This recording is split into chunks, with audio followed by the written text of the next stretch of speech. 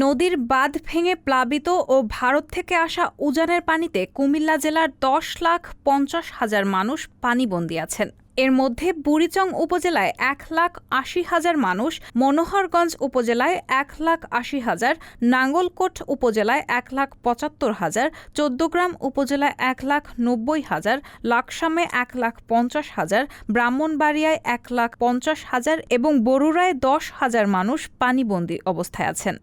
19 August গোমতীর বাঁধ ভেঙে প্লাবিত হয় বুড়িচং। সেই পানি ব্রাহ্মণপাড়া ও দেবিদ্বার উপজেলায় ছড়িয়ে বেশিরভাগ গ্রাম ডুবে যায়। অপরদিকে মুহুরী নদীর পানিতে ডুবেছে ফেনী।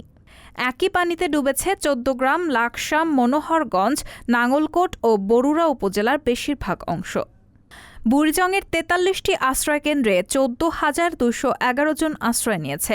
বন্যায় এ পর্যন্ত ক্ষতিগ্রস্ত হয়েছে 1,80,000 লোক। ব্রাহ্মণপাড়ায় 28 ইউনিয়ন প্লাবিত হয়েছে। শিক্ষা প্রতিষ্ঠান বন্ধ ঘোষণা করা হয়েছে। ঢলের পানিতে ডুবে গেছে চৌদ্দগ্রাম উপজেলার 10 ইউনিয়নের বেশিরভাগ গ্রাম। লাকসামের 8 ইউনিয়নের সবকটি প্লাবিত হয়েছে। সেখানে 82টি আশ্রয়কেন্দ্রে 15,000-এর বেশি মানুষ আছেন।